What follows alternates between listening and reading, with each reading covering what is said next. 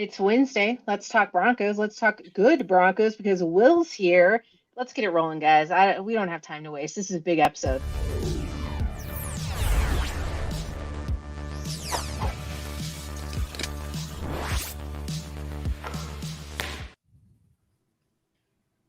I think we're rolling here a little excited, a little ramped up because, listen, this season of football has turned around for the Denver Broncos. Do they have a possibility of making it to the playoffs? We're excited.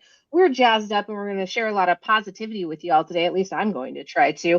But I'm going to throw it over to Will because before we get into that, we got to cover the most important part of tonight, and that's our underdog fantasy code. Let's ride. Will, take it. Absolutely. Today's episode is sponsored by Underdog Fantasy, and this week they're matching your first deposit up to $100, which is an exclusive offer for new customers. All you have to do is sign up at Underdog with my link below or code Let's Ride, and then make your first deposit. So let's take a look at Brandon's pick'ems for the upcoming Bengals-Ravens Thursday night football game and see if he can get his first win of the season. We had not hot on Joe Burrow, okay, or Lamar Jackson, okay. Joe Mixon lower. The only guy he's got higher is Mark Andrews. Who are the Bengals playing? Bengals-Ravens. Bengals-Ravens. Okay, fair. Ravens are... He's predicting a defensive game. I kind of think I like the lowers on the Bengals just because the Ravens defense has been playing so well outside of the second half of that Browns game. I would maybe go higher on Lamar. The Cincinnati Bengals defense hasn't quite been up to snuff so far this season, at least what they were the past couple. Anarumo's a great DC, but I think they can be exploited. I might fade Pern on that one personally. Yeah, I think if his picks are right, and they're usually not, this is going to be a really horrible game to watch. But fortunately, he hasn't been right all season, so we should be in for a 54-51 barn burner on Thursday night. Yeah, I cannot wait personally for Joe Burrow and Lamar Jackson to go off this game. Yeah. Well, listen, I benched Lamar Jackson in fantasy for this reason alone, is I thought he was going to have a lower scoring game, so I put in a completely different quarterback. I don't have a lot of faith in Lamar Jackson, so yeah. Not in general. I love Lamar Jackson. That's why I drafted him. I just don't think that this game in particular was going to be a high-scoring event. Also, he's been kind of underperforming lately, just in points. Don't attack me. Listen, I said I was going to be positive. I'm doing my best. Of course, while we're talking about it, I'm going to cover Joey and Zach's face just for funsies. Make sure you're following the rules. Disclaimer. I think there's a call. I feel like 1-800 next step. Yeah, that's what it is. Yeah, I'm not going to read all that. Well, when are we going to get it, man? When I didn't practice. I really didn't think about it over the course of the week, but I think next Wednesday, next time I'm on, I'm just going to 5 seconds. Yeah, we don't even read that whole thing. Graphic. We don't even have to show the graphic. Will, are you telling me you didn't do any preparation for the promo? That's fine. That's all right. I'll remember. The promo for the podcast, yes. For the promo, absolutely not. Yes, of course. No, the important part I prepared for. Let's get into the important part because we wanted to talk about today. Listen, we had our instant reaction show on Monday.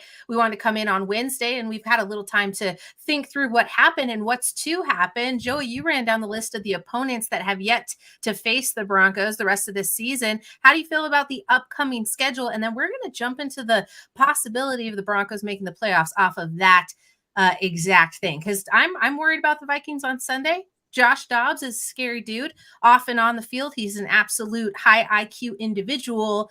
I kind of want to know how you think it's going to shake out. Yeah, I mean, so when I'm looking at the schedule, right, it's so hard to know how good the Broncos are right now. Like, I'm so confused.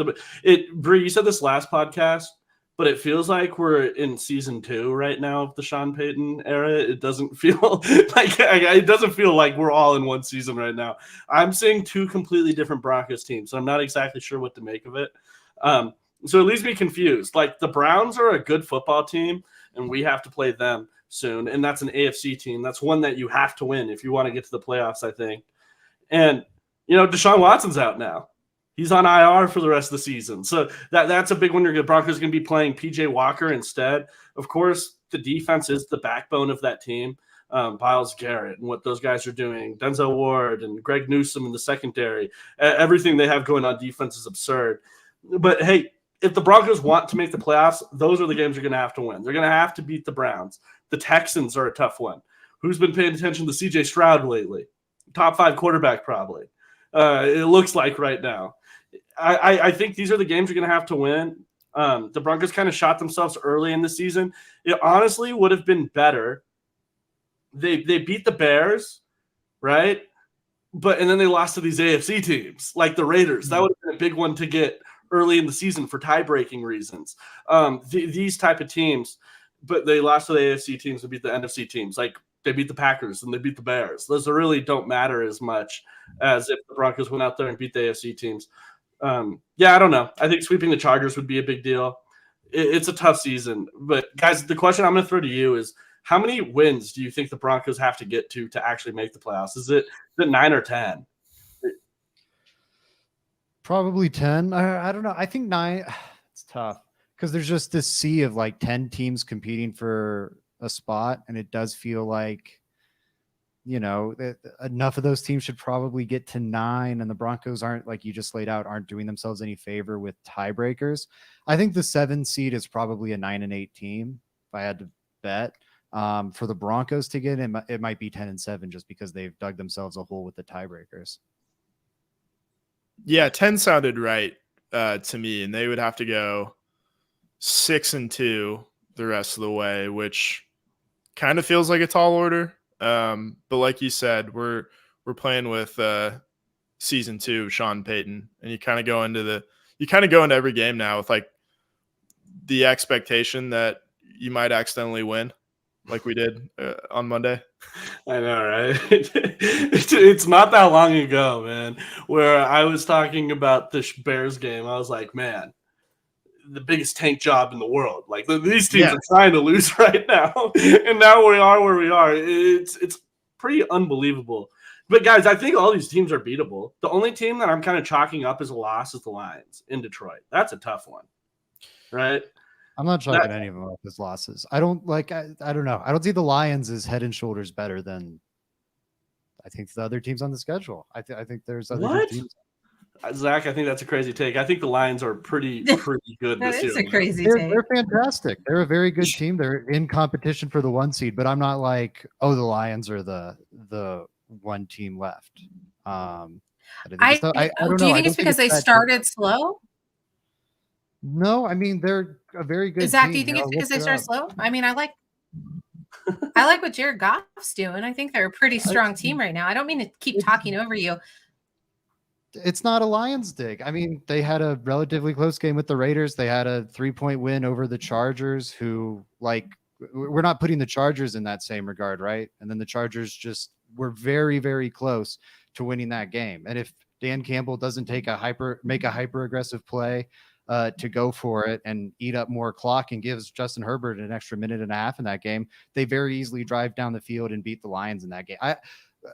It's not a disrespect to the Lions. It's more a compliment to the Broncos. I'm not chalking up any of these games as a loss. If we're not going to chalk up the Chargers as a loss, why are we chalking up the Lions as a loss? It's the NFL. This team just beat the Chiefs and then Buffalo on the road. And like, yes, those games were both funky, but I don't know. I think all these games are hard. Like, yes, I think the Lions are the best opponent remaining on their schedule, but a lot of the teams remaining, to the point you just laid out about tiebreakers, a lot of the teams remaining on their schedule are right in that playoff mix as well. I think the Raiders are frauds, but they're in it. You've got 2 games against the Chargers. They're in it. The Browns are in it. The Vikings are in it. I think the Patriots are the only team left on the schedule that isn't in the playoff hunt. How often has that sentence been spoken? The Lions are the best remaining team on their schedule. It's unbelievable. You just made up a new sentence. A few times when you're talking about Packers fans in like week 16 or week 17, week 18 now. Outside of that, never. If we don't even get to the bottom, so if the Broncos win against the Vikings, the Broncos win against the Browns, if the Texans win, if the Broncos beat the Chargers, and if the Lions win, it's still like working itself out to a 30 to 40% chance that they make the playoffs. So Patriots, Chargers, Raiders, that's a pretty strong ending because I think the Broncos will beat the Pats. I think the Chargers could take the next one. And then it gets a little bit bad after that. So if the Broncos beat the Raiders, it's a 17% chance. And then if they lose to the Raiders, it's less than 1. So it gets really dicey, but that mid-range could work out pretty well. There's a New York Times simulator that if you want to check it out over there, you can actually click to see the results and they'll give you live action prediction percentages, but it doesn't seem that far off. And I really like that Joey reiterated my point from Monday because it feels like a completely different team. So what's exciting about the idea that the Broncos are sort of normalizing and coming to a median point on their season where the defense looks pretty good and the offense is holding steady. Zach, how much does that play into the effort of making a strong push into the playoffs? Because you seem pretty much so backing the Broncos to be a strong contender through the rest of the season. I mean, I think they're definitely a contender. I think the whole NFL is kind of mucky right now.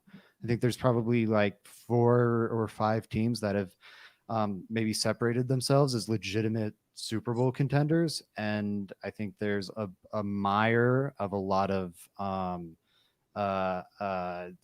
good playoff teams that maybe have a shot at the Super Bowl. And then there's a few really, really bad teams, but not many. I think there's a really thick middle class in the NFL. And I think the Broncos are now in that group and they're going to be fighting to the top. But I mean, illustrating this point, they're on a 3-game win streak and they haven't lost a game in a month. And they're 14th in the AFC still. Like that's the tiebreaker point Joey was just talking about. That is also everyone has 4 or 5 losses right now. And all of those teams are going to continue to be battling for these spots. It's going to, the Broncos have a very thin margin the rest of the way. Like they just will, because there's so many teams that enough of them are going to win the games. I do think that 7 seed is probably 9-8, just because that seems to be the status quo of the 7 seed right now. But I don't for the Broncos to do it, they're probably going to have to be 10-7 unless they get 9-8. And then they're lucky by like they beat the Browns and the Texans. And those are the other teams that end up tied with them for the 7 seed. It's very slim margin of victory or margin for them to make mistakes if they want to reach the playoffs. So I do think they're a contender. This is the team I think we all expected to see preseason from Sean Payton, like the team battling for the 7 seed, a work in progress, not an elite team, not a true contender. But a physical team that's going to drain the clock with the run, be pretty aggressive on defense, create some offensive mistakes, and just be in it. I think that's what they'll be from here on out. I think it's probably more likely they're 8-9 at the end of it than 10-7, but they'll be in the playoff in the hunt graphic for here until the end. Last point here. Are the Broncos actually pretty good? Or is the bottom of the AFC really bad? That's one thing before we get all into only positives, because I want to actually get into that, because the Broncos are playing a lot better football. Good.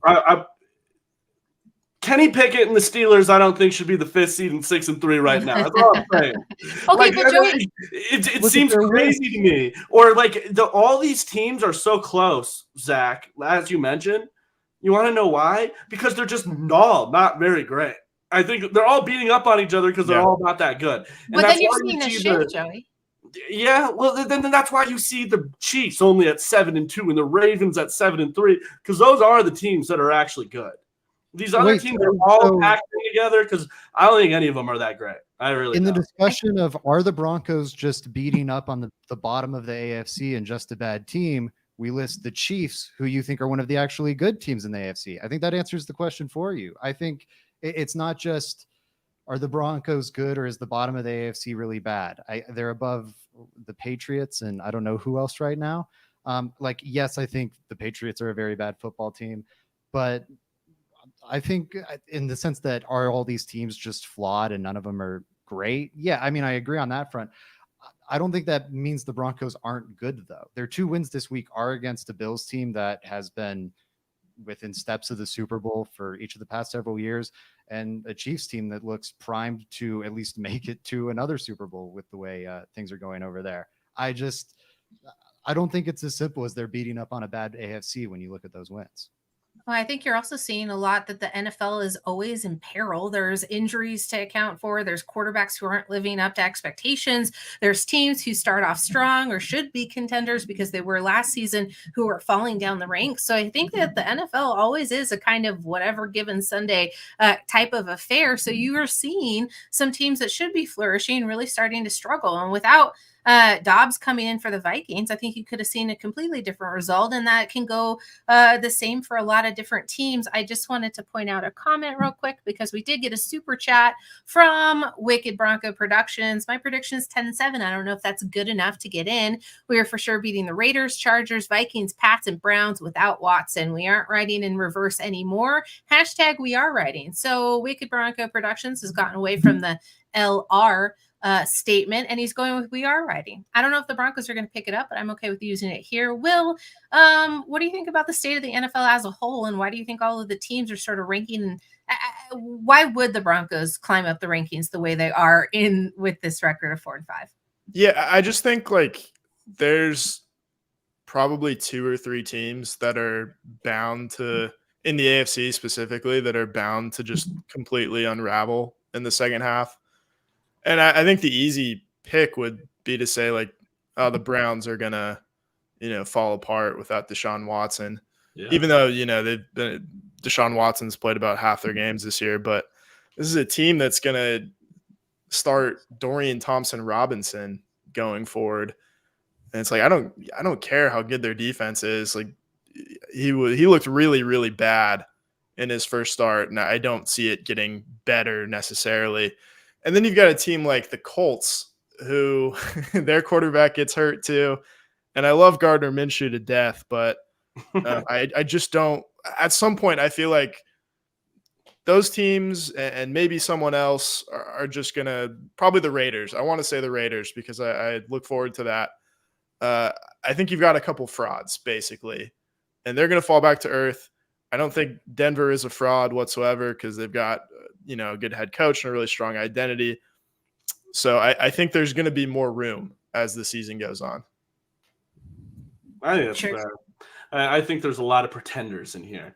Now the issue is, Will, I wish the Broncos didn't shoot themselves in the foot at the beginning of the season, because then I'm really sitting here talking about the playoffs with the Broncos. That is a massive thing. Like if the Broncos just played to their potential early in the season, I was looking this up. The last 2 weeks, Javonte Williams tied his career high in carries, and then against the Chiefs, he smashed it, +6 carries. The Broncos clearly have found a different identity in the last 2 weeks, where they've gotten huge wins over the Bills and the Chiefs, right? Zach, to your point, 2 really good teams. It's just, where was this during the Commanders, man? When we meet the Commanders, I have a completely different playoff picture right now. I'm like, okay, the Broncos could maybe lose 3 of these last games and still get in the playoffs. That's pretty easy. I think the Broncos could do that. 2 seems tough. It seems very tough. But to your point, there are a lot of pretenders. Like I said earlier, I don't care what you're talking about. Kenny Pickett is not leading the 6-3 first team in the wild card team in a regular season. He's not. And then Deshaun Watson, for how good he's been in the past, he's not been good this year. He's played half the games. PJ Walker's not good either. And they're the next team up on there. Right. It's just a crazy year. It's like, but they have an elite unit, which the Broncos don't. Totally. But then the Broncos, I could name the Broncos ranked, like you said, 14th. So I could go all the way down to 13 different AFC teams. Like there's plenty of teams in here where there's a lot of pretenders. All I'm saying, I'm not making apples to apples comparisons to the Broncos, Zach. I'm just saying that a lot of these teams usually aren't in the playoffs. On a regular year, the Browns right now are not a playoff team. They're not. The Kenny Pickett or Deshaun Watson, the year he's having, and PJ Walker, that team, that unit, and that team isn't a playoff team. Well, yeah, there's a 7 seed. I think that's the big difference here. Without the 7 seed, because that's what we're talking about them competing for. The 2 wild card teams, it's a very good chance it's the Bengals and Bills. which like, yes, those are still flawed teams. I mean, if you look at some numbers still think the Bills are really elite, and they've just had awful turnover luck. The Bengals obviously had their funky start to the season, and now they've kind of turned it on. And it's everyone competing for that 7 seed. So I agree, but I also don't think it's new to this year. I think the 7 seeds of the past, when did that get added? 2 years ago? 2021. Have been fairly dumpy teams. Like it was another questionable Steelers team. Like wasn't that like a Duck Hodges, Mike Tomlin team that got into like the 7th seed? So I agree that these are not the quality of teams we're used to talking about in regard to the playoff 100%, but I don't think it's exclusive to this year. I think that's the new world of the 14 team NFL playoff. Interesting. It is nice to see that the Kansas City Chiefs are not just a basic shoe-in for the number 1 slot. I mean, they're obviously still a good team. It's obviously still Patrick Mahomes' game, but the playing field seems to be leveling out some. I do want to jump into the Broncos injury report, although they were off today. So we want to take this with a grain of salt. PJ Locke's got the ankle injury, did not practice. Ben Powers' foot did not practice. Baron Browning with his wrist and knee is a limited participant. Marvin Mims, ankle limited. Ronnie Perkins, quad full. I'm going to throw out, I don't want to go the easy route here with Marvin Mims as my positive, but I think I like the way the younger guys are stepping up. I know there's this conversation. I've been wanting to ask this all day, and I swear it's going to be positive motivated, but we all want Marvin Mims to touch the ball more, and he's having a tremendous season on special teams in the return game. Is there a thought process where there is a disruption in his development, or maybe the utilization that Russell Wilson can actually include him in the passing game as to why he's getting limited reps? Like, why is he being left out of the bigger, meatier part of the game? And I just want you guys to hypothesize a little bit, because he's definitely a positive and why we should all be excited for the rest of the season. But I think there's a lot of hesitation. There's a lot of feed Marvin Mims. Why do you think it really is that he's not being utilized in the passing game? You're muted, Zach. Sick. He's not ready. I think it's that simple. He is. I mean, I'm kind of just stealing Joey's take here, but I think Joey's been 100% right from the jump. He's just not ready. I don't think Sean Payton is suffering from dementia, where he's having these press conferences and he's like, God, I need to be using Marvin Mims more. And then like the game comes and all he's doing is like reverses or go routes. I think that speaks to like, those are things that are fairly simplistic asks of a wide receiver, and they're things you do when it's like, man, this guy's awesome. Let's get the ball in his hands and let him do something in space. Like, I don't think it's a problem with the pick. I think they're happy with the pick, clearly, with how he's performing on special teams and what he's done in flashes on offense. But this guy was almost a 3rd round pick. He was the Broncos' first pick of this year's draft. But like Nick Bonito last year was a guy who really, really struggled as a rookie and has taken a massive leap in year 2. I think we could see something very similar to Marvin Mims, where this year it's going to be a lesser supporting role in the offense, 100%. And next year maybe is when he pops. All that said, something different than the reverse. There are different ways you can scheme up touches for a guy, and the reverse ain't it right now. I want to see more Marvin Mims. I think they feel he's maybe in a limited box right now, but I do think there are other creative things they can do within that box to get him more involved in the offense. I think it's actually like, I think that's a really good point. I think it's pretty simple too. It's like, it doesn't seem like they're running a lot of 3 wide receiver sets. Like, they're putting 2 tight ends out there, or they're putting Burton on the field, and you've got 2 mouths to feed already in Judy and Sutton, and they're doing a good job. It's like, you can't just take one of those guys off the field so people can feel better about their rookie wide receiver. Like, he's making an impact on the game. Fortunately, he's an incredible returner. But he just doesn't like fit into the game plan at this point, because they're running the hell out of the ball. They're not throwing the ball more than 30 times a game with this kind of new philosophy that they've arrived at. So I'm not worried about it long term, but there's just not really like a lot of room for any 3rd wide receiver right now. Yeah, and if I'm not mistaken, Marvin Mims had almost just as much or more snaps than Jerry Jeudy this last week. I need to go. I wish someone could look that up. I was trying to research it while I was thinking about this, but I thought I saw that today. Is that Marvin Mims had more snaps than Jerry Jeudy this last week, which is a big deal. And watching the film, Russ did miss Marvin Mims deep this last week. He had him off a deep play action. It was a shot call. It was made for him, and it was just not thrown. But Marvin Mims beat his guy. But to Zach's point, and Will's point, it's tough to get 3 wide receivers on the field, like you said, especially when Bailey, the extra offensive lineman, is eating like 5 a game alone. And then on top of that, he's a rookie wide receiver. What does everyone want? Like, it's awesome that he's having this good year, and we want to see more of him, and we're excited about him. That's what we should be happy about. Just on a positive note, it's awesome Marvin Mims keeps winning deep, and it's awesome that he is a really good returner. Maybe as he matures in the NFL and things happen, he's going to improve, just like any other rookie, I would say, right? Like, I don't know why. Like, Courtland Sutton wasn't a 1,000-yard receiver year 1. I don't know if everyone remembers, but this is what was going on. So yeah, there you go. Wide receiver snaps. Sutton 65. Mims did have 3 more snaps than Jerry Jeudy this last game. I'm glad that you can math, Joey. I couldn't do it fast enough. Thanks, Zach, for dropping that in the chat so I could highlight it. Will, talk to me. Give me some positives. Why do you think the Broncos make playoffs? What are we excited about this second half of the season? I'm excited about the turnover margin. I think that's been huge, and I don't think it's a fluke, really, because you can go back to the Packers game, and I don't think they turned the ball over on offense. They get a huge one at the end of the game from PJ Locke.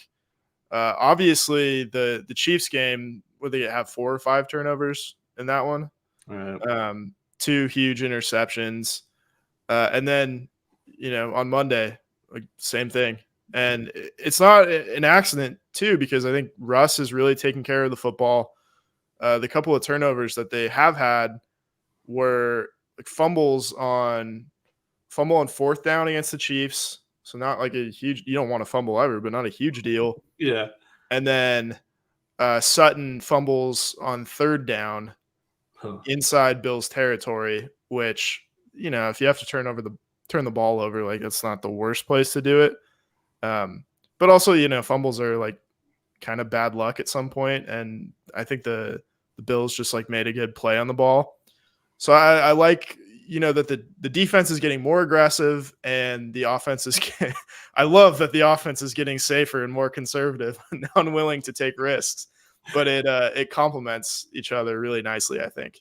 It does. And Justin Simmons has his 3rd interception of the season. So when you're saying aggressive, he's doing his work out there. 30 on his career since he entered the league in 2016. Now he's I don't want to misquote this, but he now has the most interceptions as a defensive back presently in the NFL. That's amazing. Mm-hmm. We always give our love here to Let's Talk Broncos to Justin Simmons. I'm trying to do 2 things at once. Sorry, Joey, go ahead. I didn't mean to cut you off. No, it's all good. I just, even that, and I saw Patrick Cody say this in the chat, but it's so true. Even that fumble Sutton had, I've never said this before, but that ball was thrown into an area where it was perfect for a fumble. I don't even know if I can blame that on him. It was crazy that all he had to do was kind of put that in front of him. It was behind him and low. Sutton turned right into where a helmet hit the ball straight out of his hands. It was bad luck. It was really bad luck. But yeah, I mean, hey, it's hard to.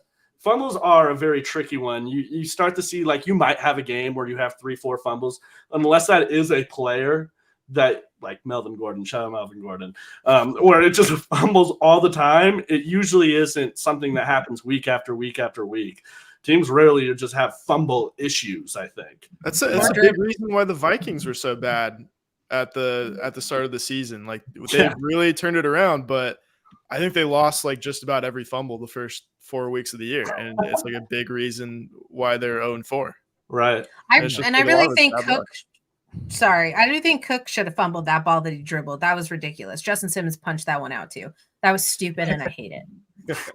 I will say I think it's like kind of both. I do think it's a positive sign for the defense, and it's I think a product of playing this Vance Joseph style instead of the Vic Fangio style, where Vic Fangio you're kind of sitting back and banking on the offense, eventually making mistakes in front of you. And Vance Joseph's is definitely more I don't know, combative. It's taking it to the offense, and I think you're going to see more mistakes forced as a result of that. That said, if James Cook doesn't dribble that ball, which I agree, Bree, it was ridiculous, the Broncos would be looking at like a 10-2 turnover differential over the last 2 games. And I think that is pretty extreme. You know, I do wonder, it is something I'm worried about. Is it maybe a reason why they're not going to be able to compete for the playoffs? Because the Bills are absolutely one of these teams in that mucky AFC we were just talking about. And it took, you know, winning the turnover battle, 4-1, which if you have a +3 turnover differential, that's like a 90% chance to win the game. And the Broncos were a 12-man on the field call away from losing that one. It is something that worries me a little because I feel like they almost have to keep it up. And I don't know how realistic that will be. Zach, I'm throwing it back over to you. Give me a positive. Why do you think the Broncos make the playoffs, or what are you excited to see the second half of the season?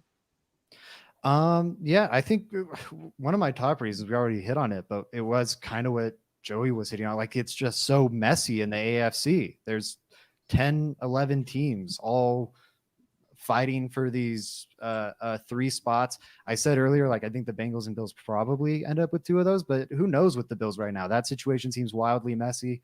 The Bengals should get it done, but they lost to the Texans. That was a pretty big one.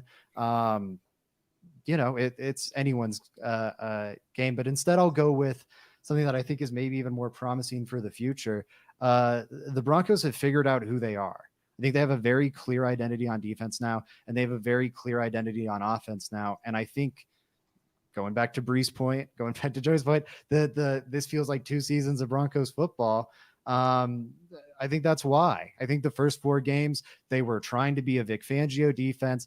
I think they were maybe leaning on Russ in the pass game a lot too much the first month of the season, and they've since kind of morphed into what they, I think, are supposed to be, a blitz-heavy, aggressive defense that's going to try and capitalize on offensive mistakes, kind of grind out the game and give themselves extra possessions, and then an offense that is going to drain the clock, slowly march down the field, to kind of put Russell Wilson in a game manager role that he thrived in Seattle. Just ask him.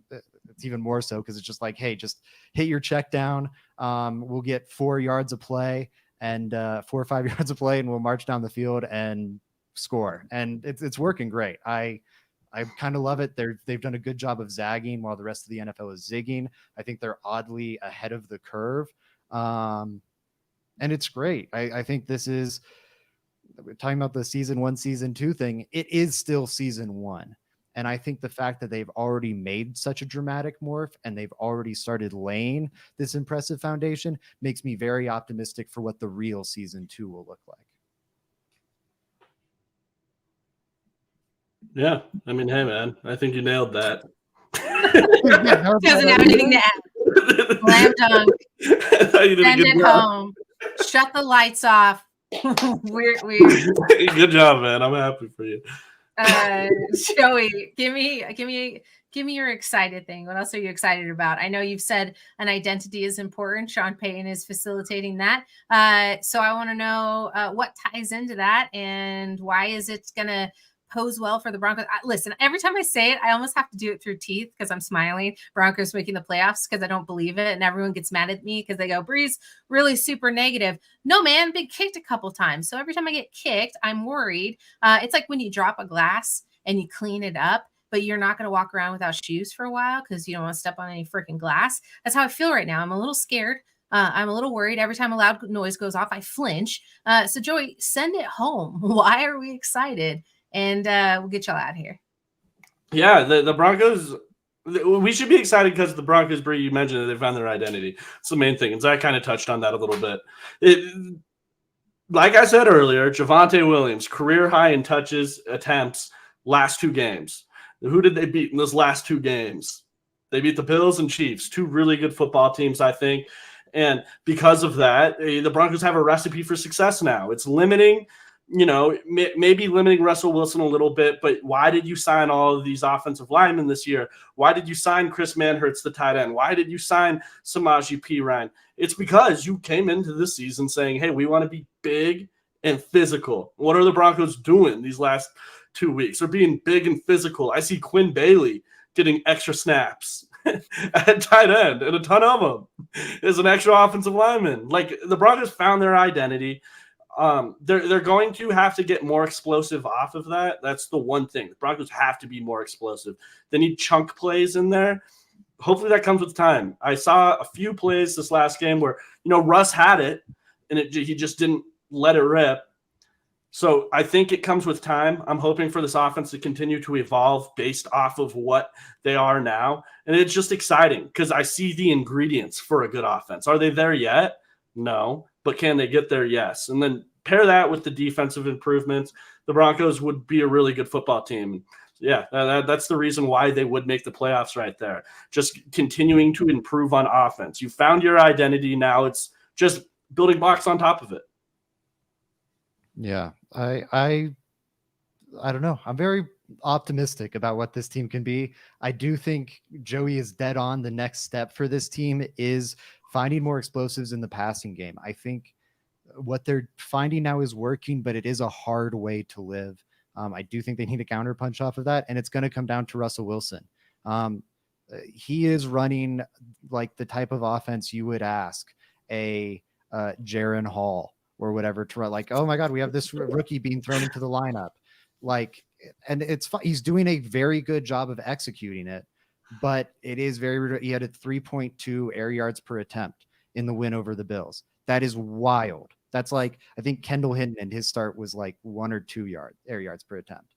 Just like crazy. He's throwing the ball very, very short, holding the ball for a very long time. That's a funky formula for a passing offense. It's working for now, but I think if they want to take that next step to maybe we're talking about them winning a playoff game, that's what it's going to take. I was going to ask another question, and then it completely went away. I'm awake today, and I still can't get my brain to correctly work here. But subscribe, like the stream while you're here. Convincing wins against the Kansas City Chiefs and the Buffalo Bills. It sounds good, right? I think that there is a question of whether or not they'll play up or down against the Vikings. Do you feel like they're going to match that intensity there? Because that's a lot of momentum. Is it enough momentum coming off a 3-week win streak up against a Josh Dobbs who just can't quit? I don't know if you saw his TikTok or not. With his game-winning drive, he has Creed, Can You Take Me Higher playing in the background. That's a lot to compete with here. I think the Broncos need to match his intensity. Will, how do you think they keep that rolling on Sunday? Yeah, I think the home crowd's going to have a lot to do with that. I don't know the last time we got a Sunday night football game at home, too. And I don't know, like, the last time anyone's not groaned like at the idea of having a Sunday night football game for the Broncos in general.